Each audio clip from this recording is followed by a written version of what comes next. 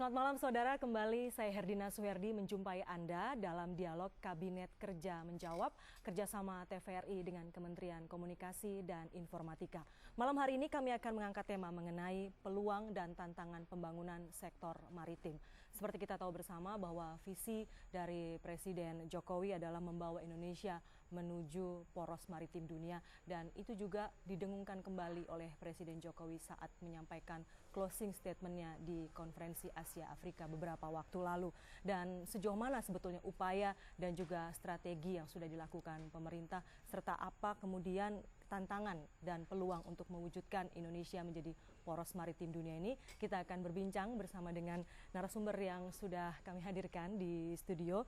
Yang pertama adalah kita sudah kehadiran Menteri Koordinator Bidang Kemaritiman, Profesor Dr. Insinyur Indroyono Susilo, dan juga pakar hukum kemaritiman Ibu Dr. Chandra Motik, SHMSC. Selamat malam Pak Menteri, selamat malam Ibu Chandra. Senang sekali malam hari ini kami mendapat kehormatan hadir Bapak dan juga Ibu di sini. Terima kasih. Pertanyaan pertama saya untuk Pak Menteri, Pak.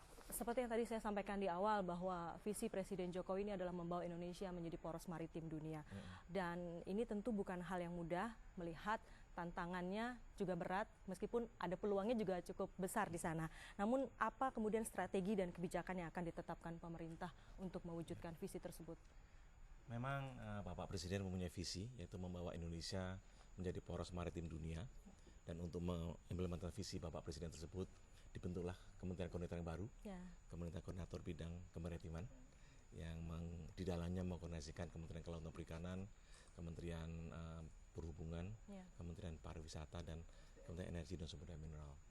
Ditarik garis ini sebenarnya adalah intinya, sejak deklarasi Juanda 13 Desember tahun 57 yang kita berhasil menyodorkan konsep negara kepulauan, kemudian tahun 1982 disetujui dalam Konvensi Hukum Laut Internasional ketiga di Jamaika, maka sebenarnya Indonesia itu punya luas laut yang sangat besar, 5,8 juta kilometer persegi, 1,9 juta itu adalah yang dimaksud adalah laut teritorial, yang 2,8 juta lebihnya adalah ZEE. Disitulah sumber daya di atas air, di dalam air, di bawah air, dan di dasar laut itu menjadi milik kita semua. Dan ini harus kita manfaatkan sebesar-besarnya untuk masyarakat Indonesia. Ya, dan hadirnya Kementerian Koordinator Kemaritiman ini seolah menjadi harapan baru bagi kita semua, karena selama ini Kementerian Kelautan dan Perikanan ini dipandang hanya fokus ke pembangunan sektor perikanan dan sumber daya kelautan. Padahal dimensi maritim ini juga sangat luas di situ, Pak.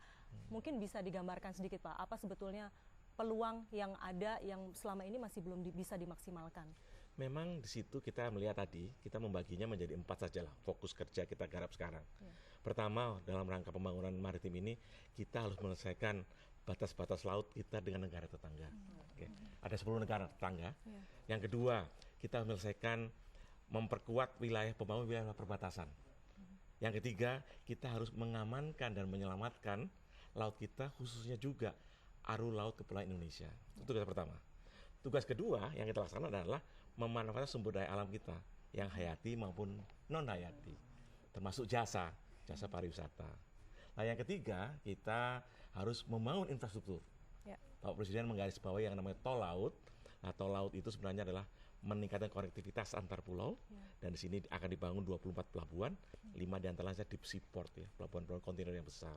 Nah, yang fokus keempat dilaksanakan adalah jelas sekali membawa bangsa kita menjadi bangsa bahari, dengan iptek, dengan budaya bahari, dan membawa nanti waktu kita memperingati 100 tahun NKRI Merdeka tahun 2045, kita sudah menjadi negara maju, komponen maritim memberikan sumbangsi cukup besar untuk kegiatan itu. Baik, tadi Bapak sudah menyinggung juga sebelumnya mengenai wilayah laut perbatasan dengan 10 negara tetangga yang akan mempengaruhi zona laut antar negara ini. Ini sejauh ini sudah sampai di mana, Pak, zona ratifikasinya itu sendiri? Saya sampaikan misalnya yang bertugas untuk menegosiasinya dengan negara tetangga adalah Kementerian Luar Negeri. Tapi Kemlu harus di-back dengan data informasi, data geologi, data biologi, data hidrografi, data isotografi. Itu dilaksanakan oleh Pak ahli kita secara terkoordinasi. Dan ini yang kita garap bersama. Mudah-mudahan lah kita bisa menyelesaikan ini. Termasuk juga zona 350 mil dari di luar ZTI yang harus kita dapatkan nantinya. Baik. Sebegitu luasnya Ibu Chandra, wilayah laut kita dan juga sumber daya alam tadi disebutkan Pak Menteri, ada di atasnya, di bawahnya, di dalamnya, di dasar lautnya bahkan ini.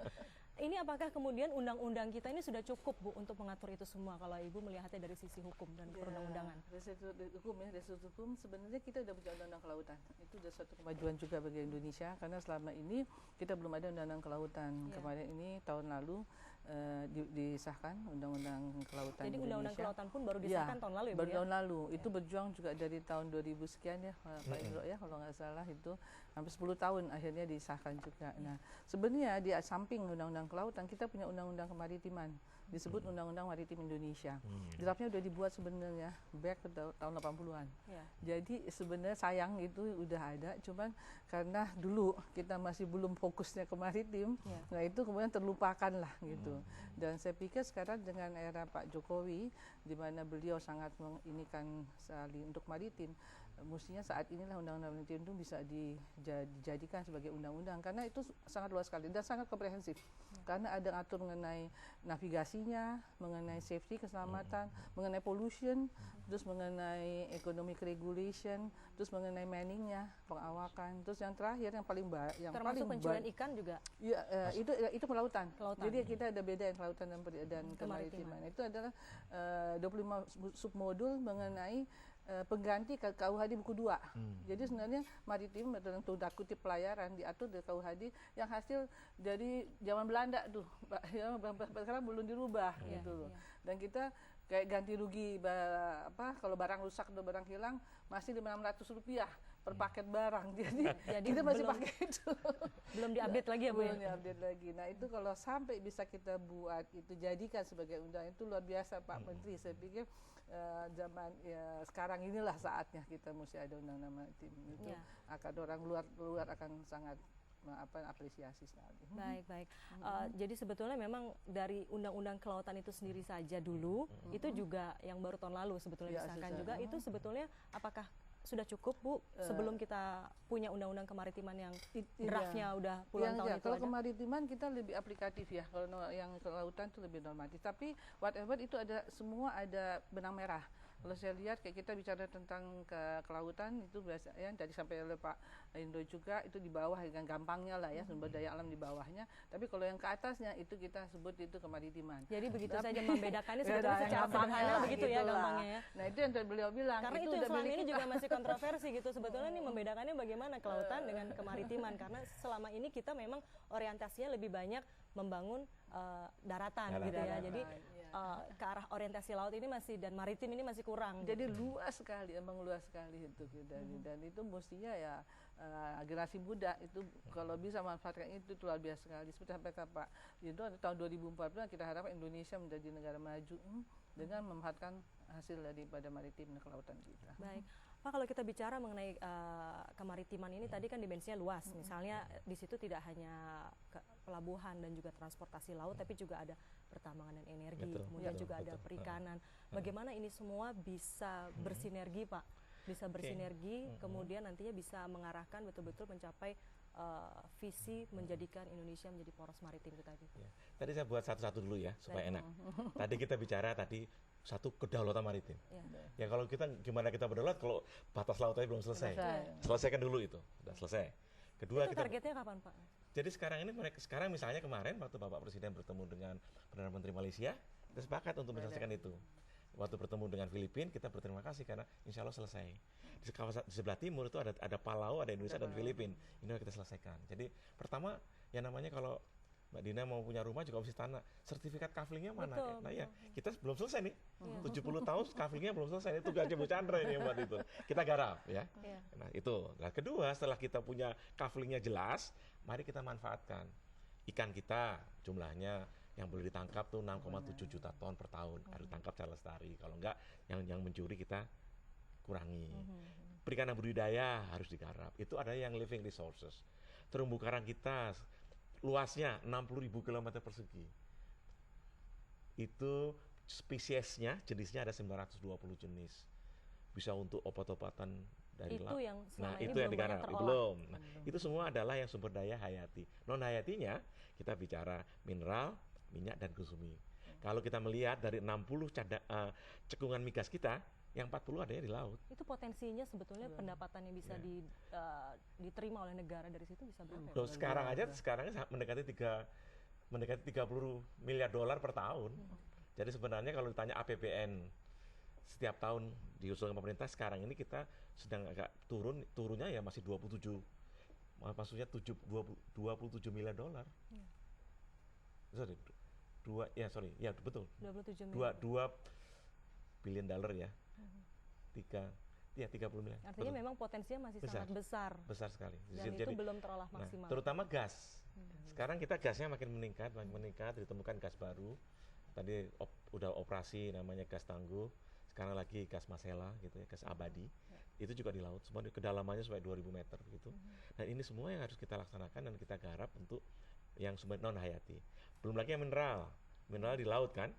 Ya, apakah itu nikel, apakah itu aluminium, ya, apakah itu timah, dan sesuai dengan Undang-Undang Minerba yang baru, maka per 11 Januari 2017 semuanya harus jualan dalam negeri. Tidak boleh kita menjual mineral mentah ke luar, ekspor nggak boleh. Jasa sama juga, pariwisata, wisata bahari, Raja Ampat, ya, kegiatan sail semuanya. Satu, yang ketiga adalah tadi maritim perlunya apa sih? Pelabuhannya, kapal, dan awaknya.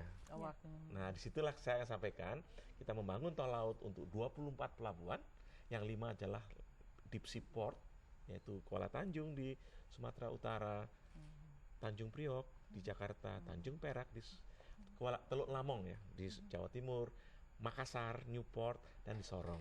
Yang 4 pertama sudah sedang dibangun. Insya Allah 2018 mulai operasi. Yang Sorong sedang kita rancang bangun karena bikin pelabuhan gampang, tapi harus ada industrinya. Kalau nggak nanti kapalnya ke sana kembalinya kosong. Tadi itu kan pelabuhan.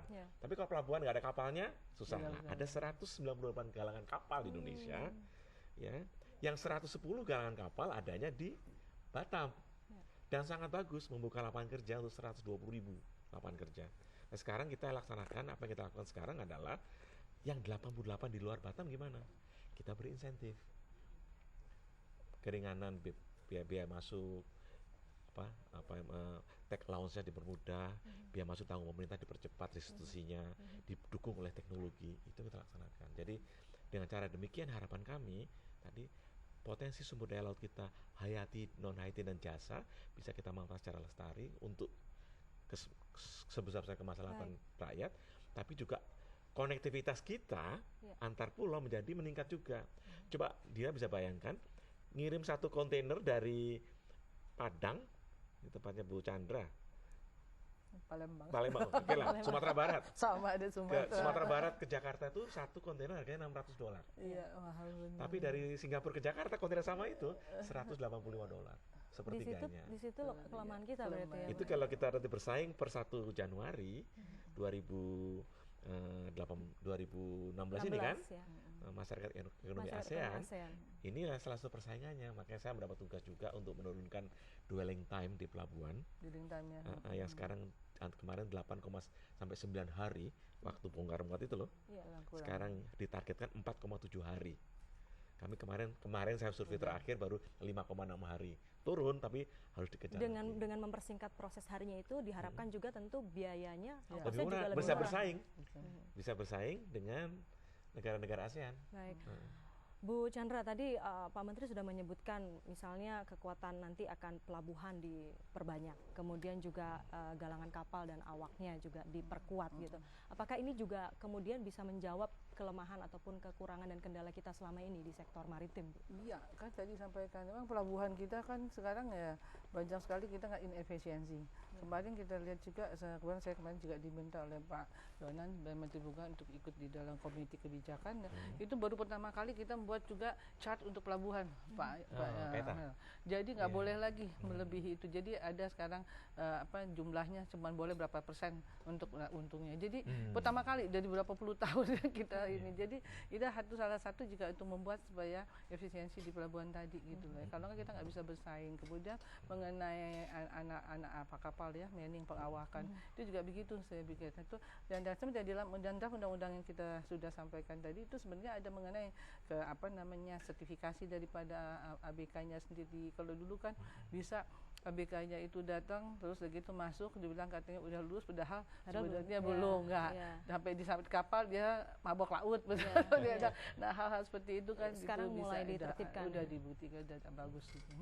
Nah, itu ya salah satunya ya saya bilang hukum maritim itulah mesti kita jadikan menjadi satu undang-undang. Kita punya pegangan, kayak kemarin kita sekarang dengan IMO buat balas convention. Nah, convention itu mengenai polusi ya. Jadi ada mengenai polusi itu sebenarnya kalau kita udah ada dulu, kita udah lebih mudah lagi gitu. Tapi sekarang karena kita belum ada, kita jadi mesti ulang lagi dari awal. Bagaimana itu Pak Menteri terkait dengan hukum kemaritiman? IMO itu adalah International Maritime Organization. Nah tadi hukum ini penting. Indonesia merintis yang namanya konsep archipelagic states konsep yang menjadi akui dunia menjadi konsep negara kepulauan. Wilayah kita, Dina kalau bisa Samudra Putih bisa ditancapkan di Laut Jawa, bisa dipancangkan di Laut Banda, bisa dipancangkan di Selat Makassar, bisa dipancangkan di Laut Arafura, karena itu adalah daerah kedaulatan kita. Tapi kita berkewajiban itu, nah kapal lain bagaimana? Boleh melewati 3 alur laut Indonesia, yang Selat Sunda, Selat Makassar, Selat Lombok, dan Ombai Wetar. Itu adalah alur laut internasional. Kita berkewajiban mengamankan dan menyelamatkan alur ini sehingga mereka kalau ada kecelakaan nggak boleh lagi terus SAR-nya rada kembang-kembis gitu, nggak boleh. Ini yang sekarang ini yang digarap Undang-Undang Kelautan yang kemarin baru disahkan tahun 2014 juga mengamanatkan dibentuknya Badan Keamanan Laut, yaitu untuk mengamankan dan menyelamatkan Laut Indonesia. Itu akan direalisasikan atau sekarang sudah ada? Sudah. Dalam 6 bulan kan undang-undang harus diterapkan. Jadi sudah. Jadi bukan angkatan laut. Karena tugas angkatan laut kan pertahanan dan diplomasi antara lain ya. Tapi kalau keamanan laut, keselamatan laut itu tugas dari Badan Keamanan Laut atau Coast Guard ya kalau itu. Itu mesti jadi itu.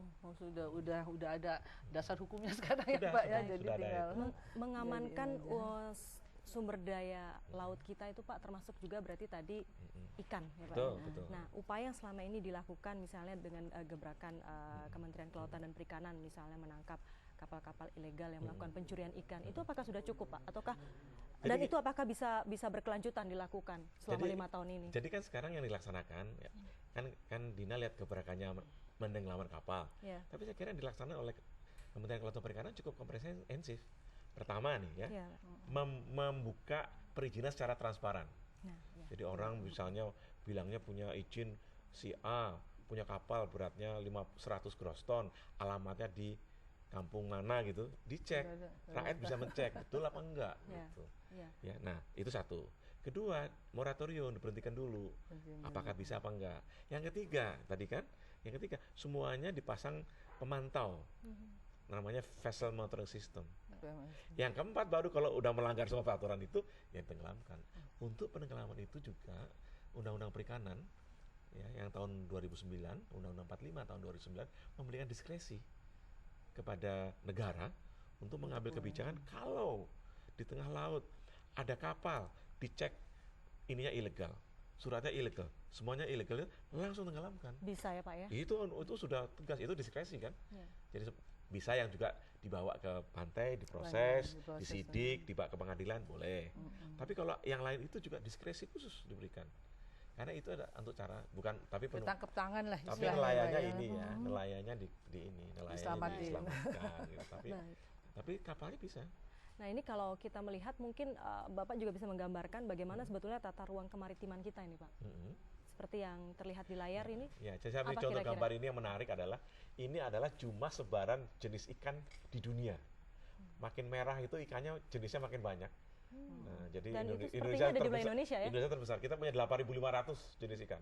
Nah, kalau ini adalah ini bidangnya Bu Chandra. Ini ada pergerakan kapal.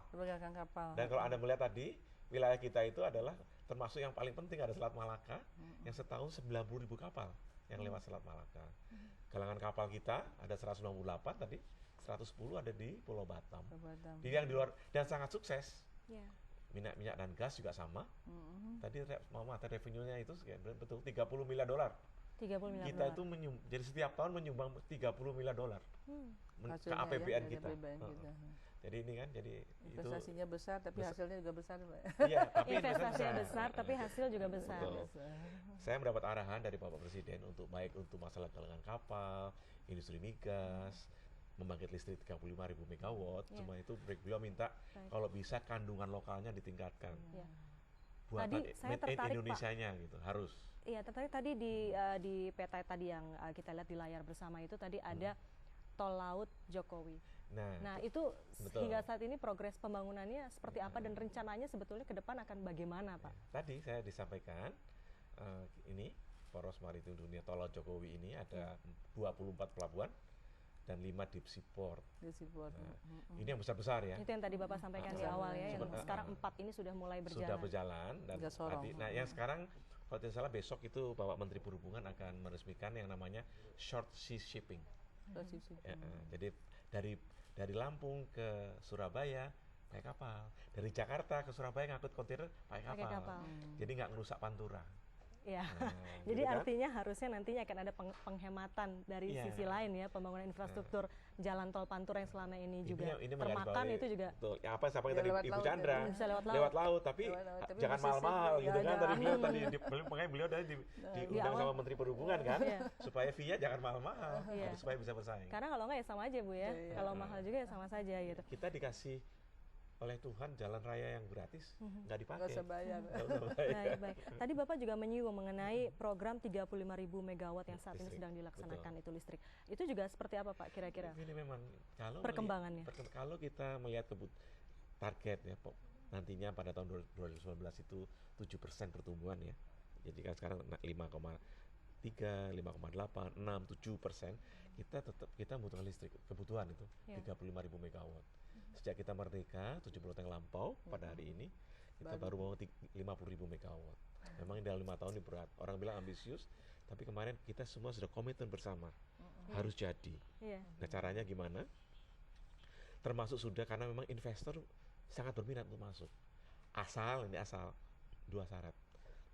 Masalah perizinan dipermudah, kedua masalah urusan tanah dipermudah. Termasuk kepastian hukumnya itu ya Pak ya. Oleh karena kita bekerja keras, yang tadinya untuk membangun satu pembangkit listrik dibutuhkan 52 izin, sekarang cuma 37 izin. Kurangin ya Pak ya. Dari 37 izin itu yang 30 itu pusat, Baik. yang satu atap, yang 7 ada daerah. Baik Pak Menteri, nanti kita akan sambung lagi mengenai hal ini, tapi saya mau ke Bu Chandra. Bu, tadi Pak Menteri menyampaikan bahwa dari sisi perizinannya juga sudah mulai dipersingkat. Artinya pemerintah memberikan insentif bagi para investor untuk memberikan kemudahan untuk bisa masuk. Namun bagaimana dari sisi undang-undangnya, Bu?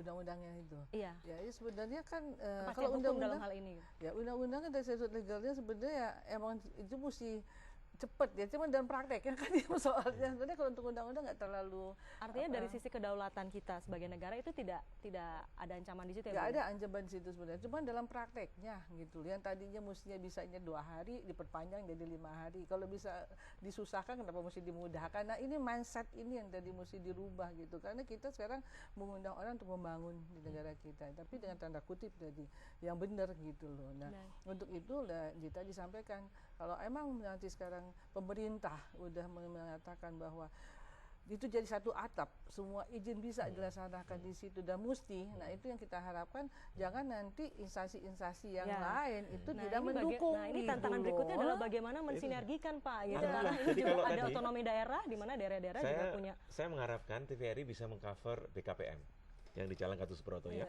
Sekarang itu satu atap. Artinya gimana satu atap itu? Untuk izin itu perlu 22 kementerian. Dan jadi 22 kementerian itu duduk di satu ruangan dengan masing-masing punya satu meja. Langsung seperti kita ke bank. Ya. Nomor 1 silakan masuk. Kemudian di lantai 2 ada namanya ini front office, ada back office-nya di atas. Baik Pak, nanti mungkin bisa digambarkan kita lagi lihat, Pak, begitu. bagaimana juga nanti sinerginya dengan daerah-daerah. Tapi kita harus simak dulu informasi berikut ini. Dan Saudara, Kabinet Kerja Menjawab masih akan kembali usai info terkini dan juga jeda pariwara berikut ini.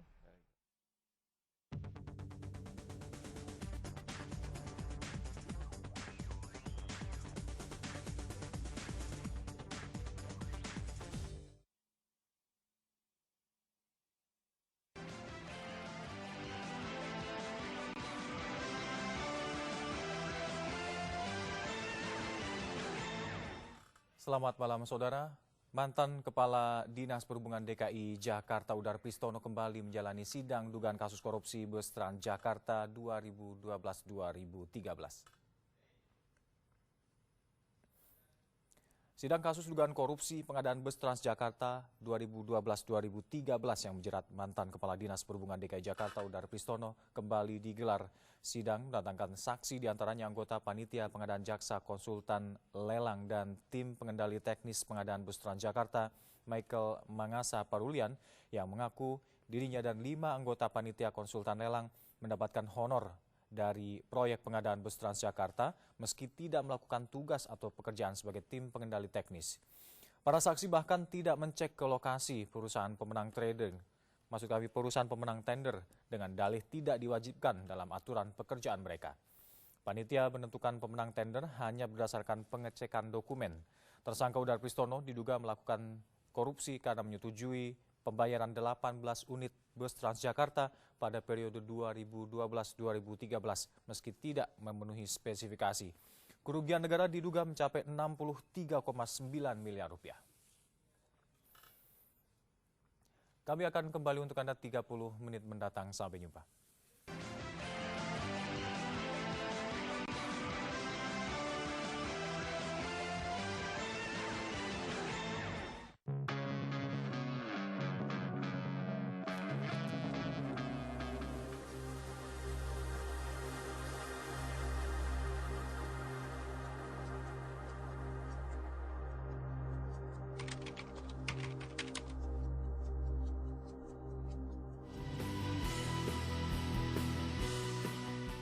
Tanpa adanya kepedulian kita, takkan mungkin Indonesia menjadi hijau. Julukan Indonesia sebagai paru-paru dunia akan hanya tinggal kenangan. Mari wujudkan kepedulian, budayakan menanam pohon sejak dini.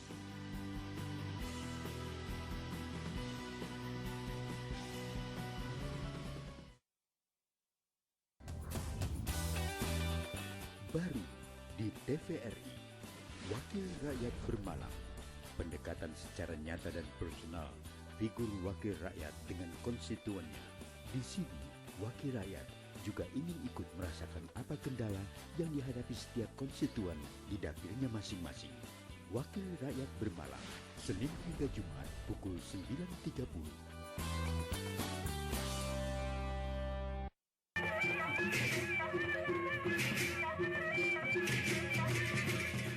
Sade merupakan salah satu dari komunitas suku Sasak yang ada di Lombok yang masih mempertahankan eksistensi kesasakannya.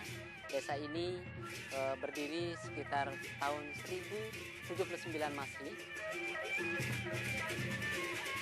Suku Sasak, warisan budaya Nusantara yang harus tetap lestari. Pulau Bangka terletak di Kepulauan Bangka Belitung. Negeri serumpun sebalai ini kaya akan seni dan budaya. Jika berkunjung ke sini, pastinya tidak lengkap bila tidak mencicipi aneka kuliner khasnya.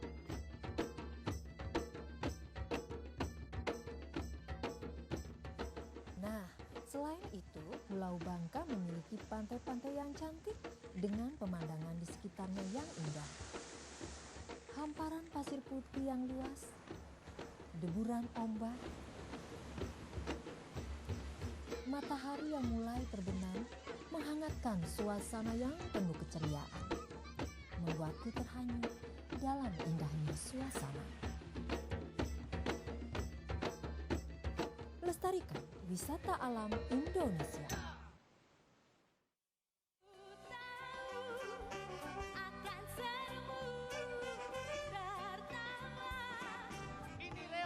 Referensi orang gaul. Jadi kalau kamu ngerasa gaul, kamu harus nonton ini. Bukan harus lagi, wajib nonton.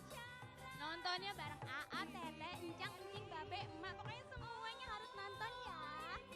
Pokoknya ini acara bagus banget. Jadi kita semuanya harus nonton bareng-bareng. Ini Reo.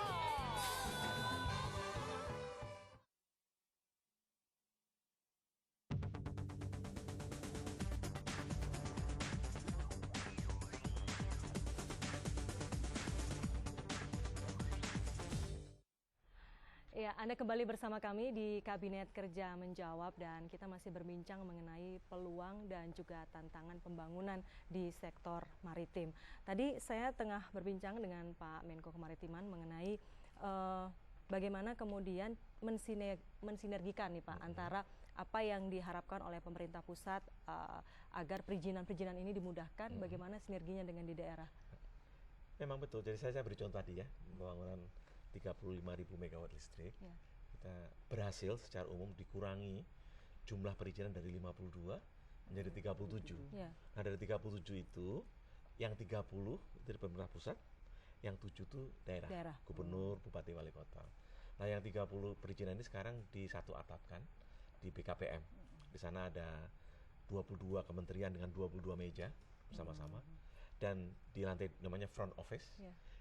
Di atas lantai 2-nya namanya back office. Baik. Itu disitulah jadi keputusan diambil segera. Baik, sebelum Pak Menteri lanjutkan, kita juga mengundang pemirsa di rumah untuk bisa berinteraksi dengan kami Pak di sini, Bu Chandra di 574-3476 dan juga di 574-3478 untuk bersama-sama kita membahas mengenai tema kita malam hari ini.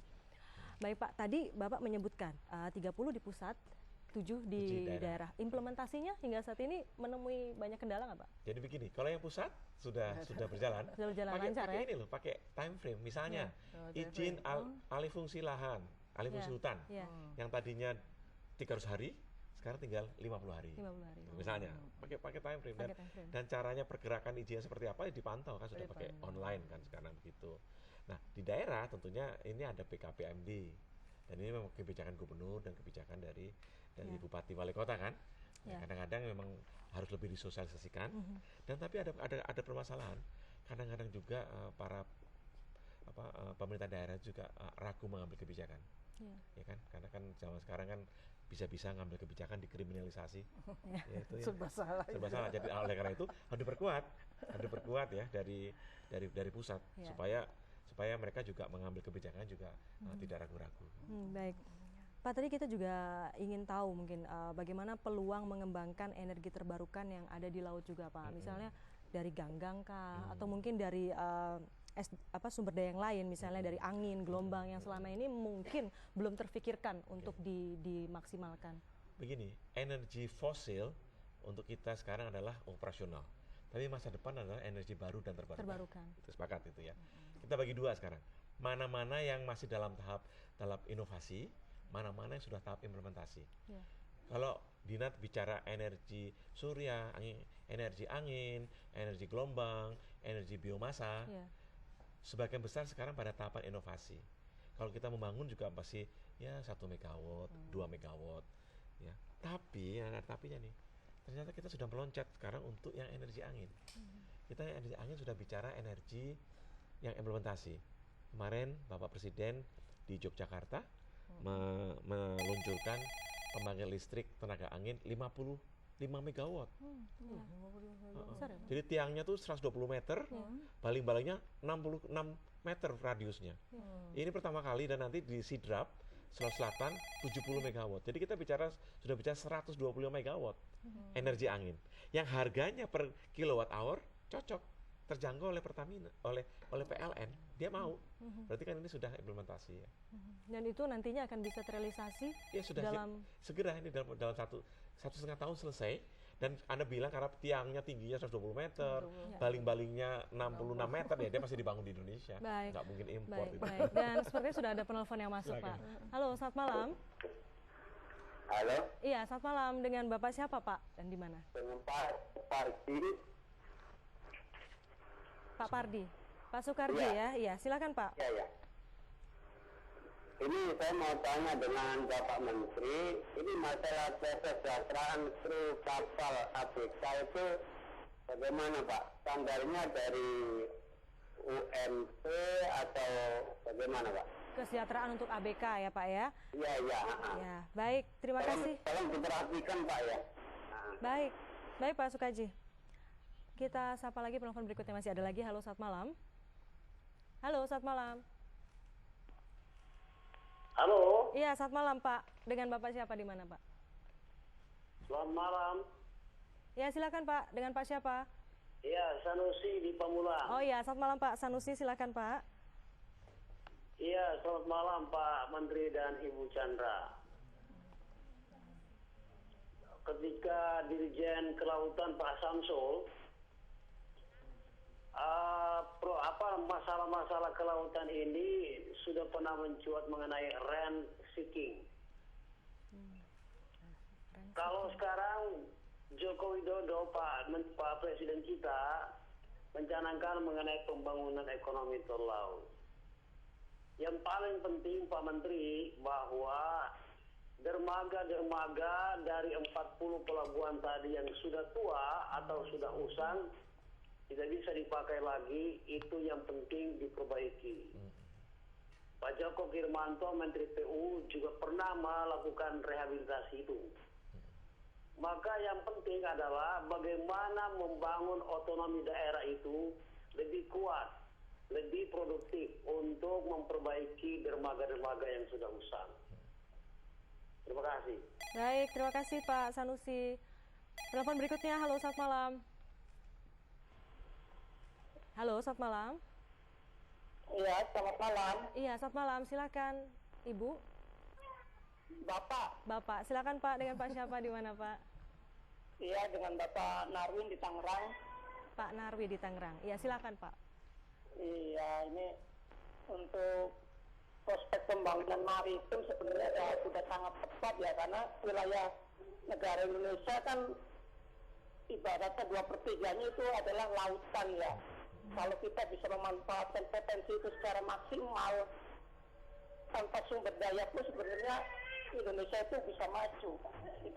Kita bisa lihat Singapura yang dalam kategorinya dia tidak memiliki sumber daya, dia bisa memanfaatkan lalu lintas di Selat Malaka. Begitu juga kita, kalau kita bisa bangun itu Natuna ataupun Pulau Batam, kita maksimalkan sehingga kapal-kapal yang mau bersandar di Singapura itu tidak harus mengantri, bisa terjadi ke kita. Itu potensi pendapatan negara itu sangat besar. Belum lagi dari sektor perikanan, kantong-kantong perikanan Indonesia sediakan industri yang menunjang untuk perikanan. Insya Allah kalau semua itu bisa dilakukan tanpa sumber daya, kita itu bisa maju. Kita itu negara maritim, sudah saatnya kita kembalikan kejayaan maritim seperti zamannya Majapahit. Kita harus kembali, profil ke depannya itu harus maritim. Baik, Pak Narwin, terima kasih Pak. Baik, mungkin ditanggapi dulu ini Pak, tadi sudah ada Pak Sukaji, Pak Sanusi, dan juga Pak Narwin. Standar gaji ABK Pak. Jadi begini, standar gaji harus bisa standar internasional kan? Ya. Oleh karena itu ABK-nya harus siapkan dengan standar. Tadi ada sertifikasi ya Bu? Nah itu, jadi kan tadi saya sampaikan, ada pelabuhan, ada kapal, dan ada ABK. Ya. Nah untuk ABK-nya kebetulan ini ada dibangun 10 politeknik kelautan perikanan dalam 5 tahun ini oleh Kementerian Kelautan Perikanan. Pada bersamaan juga dari 200 SMK kelautan perikanan dan kapal. Jadi ada 4 jurusan SMK itu ya. Kapal niaga, jurusan penangkapan, jurusan pengolahan, dan satu lagi adalah jurusan nautika. Ya. Nah di sini sepakati kita ambil 20 SMK itu Kementerian Dikbud ya, sama-sama kita bikin yang standar internasional. Jadi apakah dia itu gajinya standar apa tidak itu kan tergantung pendidikan seperti apa. Kalau kita berpendidikan kapal ABK itu selain dia dapat ijazah, dia harus punya basic safety training. Jadi kedua dia sudah STCWF itu ya, standar STCW itu adalah standar. Itu adalah standar internasional semua. Nah, ini sekarang diupayakan. Jadi mereka itu harus keluar masuk dalam bridge simulator. Belajar itu nanti yang masih saat ini dididik ya Pak ya. Bagaimana yang ABK yang sekarang ini memang sudah menjadi bekerja sebagai ABK. Mungkin itu tadi yang ditanyakan oleh Pak Sukaji. Betul, ditingkatkan pemasukannya, tapi skillnya juga di-upgrade. Ini dilaksanakan sekarang ini. Karena tanpa itu ya memang semua ada standarnya. Kita harus menaikkan setinggi mungkin standar ABK kita. Itu yang saya sampaikan, dan ini tidak hanya satu kementerian tapi termasuk tadi Kementerian Dikbud. Dan mungkin tadi Pak Sanusi ya, Pak tadi melihat juga saya ingin sampaikan penyiapan SDM ya. Salah satu kendala dari para siswa SMK untuk yang untuk pelayaran, untuk nautika adalah praktek berlayar. Nah ini sekarang kami itu yang upayakan, ada karena susah. mahal itu kan, Iya. kami upayakan semua upaya sebelum dia lulus tuh hari layarnya itu dipenuhi segera. Baik, Bu Chandra mungkin bisa menanggapi Bu Ya, bagaimana kita sebenarnya meningkatkan kalau kita kompetensi melihat ABK ya, di kita. internasional itu gaji seorang ABK yang cuma ngebersih-bersihin aja itu $1.000. Ini kemarin saya lagi ngurus kasus di Batam Tentunya dengan ABK standar ya. kompetensi Ya, yang internasional ya. Nah itu sebenarnya kalau $1.000 berarti sampai 13 juta. Kalau di darat itu udah termasuk manajer tingkat senior kali ya. Jadi sebenarnya emang menarik gitu loh kalau kita bisa, apalagi dikerja di kapal-kapal cruise, itu kapal wisata. Nah mestinya ya ABK kita itu mempunyai standar seperti yang disampaikan Pak Bapak, mesti ada standar seperti yang memenuhi standar internasional sehingga mereka bisa dipekerjakan juga tidak hanya di kapal-kapal Indonesia, juga di kapal-kapal asing yang keluar gitu loh. Nah untuk meningkatkan skillnya itu Bu, mungkin jalurnya harus Ya itu yang tadi salah juga nggak satunya tahu mungkin. ya itu apa namanya praktek di kapal-kapal gitu loh. Nanti tadi kan Bapak juga ngomong untuk perikanan juga untuk nanti yang kapal-kapal niaga gitu loh. Memang kendala mereka di situ.